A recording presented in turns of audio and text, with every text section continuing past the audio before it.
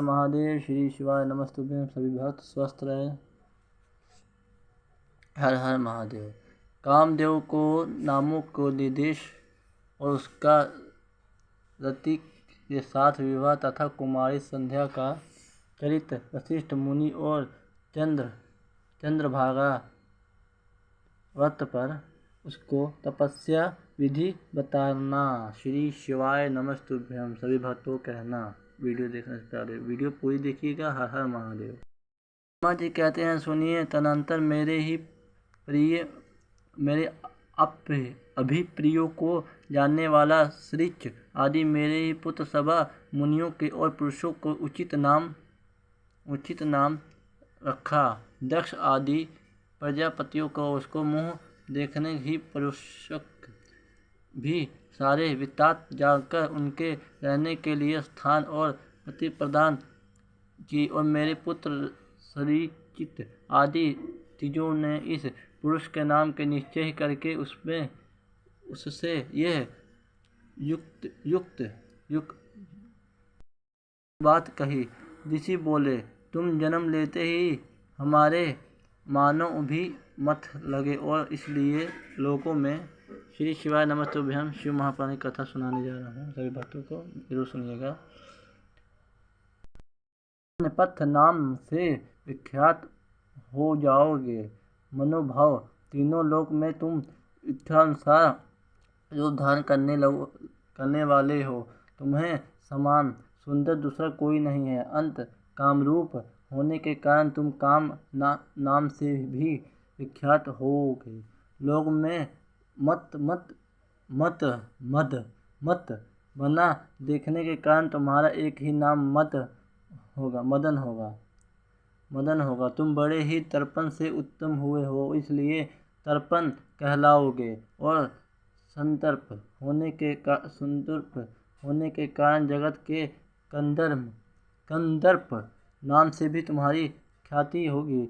समस्त देवाओं का सम्मिलित बल पराक्रम भी तुम्हारे समान नहीं होगा। अंत ये सभी स्थानों पर तुम्हारा अधिकार होगा और तुम सर्वव्यापी हो आओगे। जो आदि प्रजापति है वही ये पुरुषों के श्रेष्ठ दक्ष तुम्हारी इच्छा के अनुसार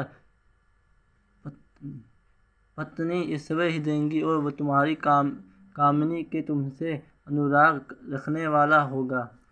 ब्रह्मा जी कहा, सुन मुनि। तदनंतर मैं वहाँ से अदृश्य हो गया और उसके बाद दक्ष मेरी ही बात का स्मरण करके कंदर्प से बोला, कामदेव मेरे ही शरीर से उत्तम हुई मेरी ही कन्या सुंदर रूप और उत्तम गुणों से सुशोभित है। उसके तुम अपनी पत्नी बना के लिए ग्रहण करो और यह गुणों की दृष्टि सर्वथा तुम्हारी योग और माता तेजस्वी मनोभाव और यह सदा तुम्हारे साथ ही रहने वाली और तुम्हारी शिवाय नमस्तुभ्यं हर हर महादेव सभी भक्तों को रुचि अनुसार चलने वाली होगी और धर्म ये सदा तुम्हारे अधीन रहेगी। ऐसा कहकर दक्ष ने अपने शरीर के पसीने से प्रकट हुई इस कन्या का नाम रति रखकर उसे अपने आगे बैठाया और कंदर्प को संकल्प पूर्वक सौंप दिया। और नारद दक्ष की ये पुत्री रति बड़ी ही रमणीय और मुनियों के मन को भी मोह लेने वाली थी। उसके साथ वे विवाह करके कामदेव को भी बड़ी प्रसन्नता हुई। अपनी रति अपना नमन सुंदर स्त्रियों को देखकर अपने हाव और भाव आदि से अनुरोचित और कामदेव को मोहित हो गया। और तात इस समय बड़ा ही भारी उत्सव होने लगा और जो सबको सुखों को बढ़ाने वाला था। प्रजापति दक्ष बात को सोचकर बड़े ही श्री शिवाय नमस्तुभ्यं भक्तों को प्रसन्न थे कि मेरी पुत्री इस विवाह से सुखी है और कामदेव भी बड़ा सुख मिला उसे। श्री शिवाय नमस्तुभ्यं। सारे दुख दूर हो जाएंगे। दक्ष कन्या रति थी। कामदेव को पाकर बहुत ही प्रसन्न हुई। जैसे ही संध्या काल में मनोहरणी विद्युमला के साथ मेघ शोभा पाता है, उसी प्रकार से रति के साथ प्रिय वचन बोलने वाला कामदेव बड़ी ही शोभा पा रहा था। इस प्रकार से रति प्रति भारी मोह के युक्त और रजपति कामदेव ने उसे उसी तरह से अपने हृदय में सिंहासन पर बिठाया, जैसे योगिनी पुरुष योग विद्या को हृदय में ध्यान करता है। उसी प्रकार से पूर्ण चंद्रमुखी रति भी श्रेष्ठ पथिकों को पाकर उसी तरह शोभित हुई, जैसे ही श्री हरि की पाकर पूर्ण चंदना लक्ष्मी शोभा पाती है। सूत जी कहते हैं, ब्रह्मा जी को यह कथन सुनकर मुनिश्रेष्ठ नारद जी मन ही मन बड़े ही प्रसन्न हुए और भगवान शंकर का स्मरण करके हर्षपूर्वक बोला, महाभागा, मनुष्य महामत विधान, आपने चंद्रमौली शिव जी की अद्भुत लीला कही है। अब मैं जानना चाहता हूँ कि विवाह के पश्चात जब कामदेव पसंद पूर्वक आपसे स्थान में चले जाएंगे, दक्ष भी अपने घर में पधारे तथा आप ही को मनसपुत्र भी अपने अपने धामों को चले जाएंगे। तब पितरों को उत्तम करने वाला ब्रह्म कुमारी संध्या कहाँ गई, उसे क्या किया और कि पुरुषों के साथ उसका विवाह हुआ और संध्या का ये सब चित्र विशेष रूप से बताया। ब्रह्मा जी ने कहा, मुनि, संध्या का वह सारा शुभ चरित्र सुनो, जैसे सुनकर समस्त कामनियाँ सदा के लिए सती और सावित्री हो सकती है। संध्या जो पहले ही मेरी मानस पुत्री थी, तपस्या करके शरीर को त्याग कर श्री शिवानमस्तुभ्यम मुनि मेधारी थी और बुद्धिमती पुत्री होकर अनुरोधिक नाम से विख्यात हुई और उत्तम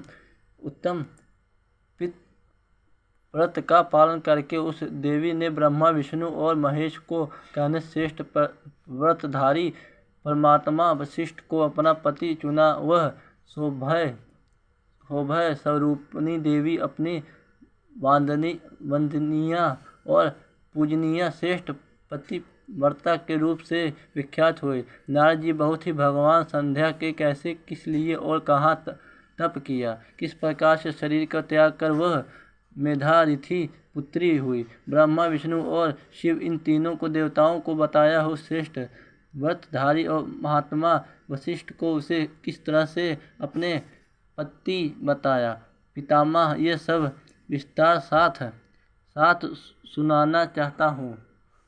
और अरुधिक इस कौतूहलपूर्वक चरित्र का आप स्वरूप वर्णन कीजिए। ब्रह्मा जी ने सुने, मुनि, संध्या के आपसे एक बार एकाम भाव आ गया था, इसलिए उस संध्या ने इस निश्चय किया कि मार्ग के अनुसार मैं अपने अग्नि में अपने इस शरीर को आहुति दे दूंगी। आज से इस भूत पर कोई भी देवधाती उत्पन्न होती, कठोर तपस्या करके मर्यादा स्थापित करूंगी और तरुणावस्थाओं में पूर्व किसी पर भी काम का प्रभाव नहीं पड़ेगा, ऐसी सीमा निर्धारित करूंगी। इसके बाद मैं जीवों को त्याग दूंगी। मन ही मन विचार करके संध्या चंद्रभागा नाम के श्रेष्ठ पर्वत पर चली गई, जहाँ से चंद्रभागा नदी का प्रभाव ही है। मन से तपस्या दृढ़ निश्चय ले और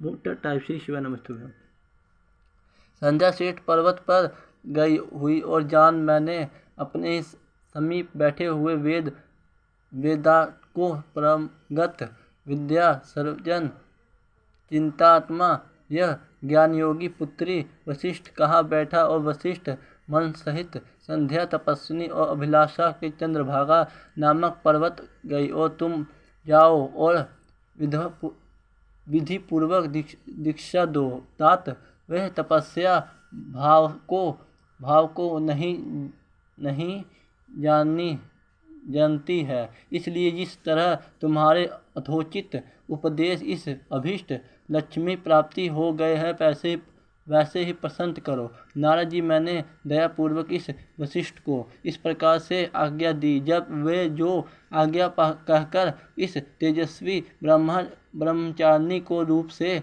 संध्या के पास गया और चंद्रभागा पर्वत पर एक देव सरोवर है जो जलाशोचित गुणों से परिपूर्वक और मानसरोवर समान शोभा पाता है। वशिष्ठ ने इस सरोवर को देखा और इससे तट पर बैठी हुई संध्या पर दृष्टिपात किया और कमलों से प्रकाशित होने वाला सरोवर। श्री शिवाय नमस्तुभ्यं। हर हर महादेव। बैठी हुई संध्या उपलक्षित हो उसी इस तरह से सुशोभित हो रहा था जैसे ही पितरों काल में उचित हुआ चंद्रमा भी नक्षत्र से युक्त और आकाश में शोभा पाता है। सुंदर भावबली संध्या को वहां बैठी हुई देखकर सुने और केतूहल पूर्वक और वृह लोहित नाम वाले सरोवरों को अच्छी तरह देखा। इसी प्रकार से भूत पर्वत के शिखर से दक्षिण और समुद्र की ओर जाती हुई चंद्रभागा नदी भी उन्हीं दर्शकों को किया जैसे ही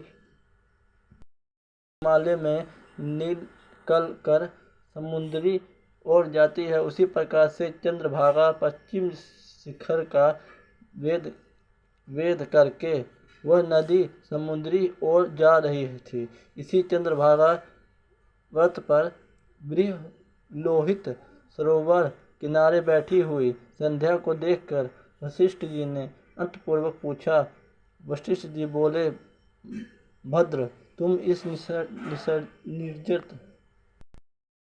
पर्वत पर किस लिए आए हो? किसकी पुत्री हो और तुम यहाँ क्या करने विचार किया है? मैं यह सब सुनाना चाहता हूँ। यदि छिपाने योग्य बात ना हो तो बताओ। महात्मा वशिष्ठ जी ये बात सुनकर बहुत ही संध्या उन महात्मा से और देखा और वे अपनी ही तेजस से प्रज्वलित अग्नि के समान प्रकाशित हो रही थी। उन्हें देखकर ऐसा जान पड़ता था कि मानो ब्रह्मचर्य देव धार के आ गए हैं।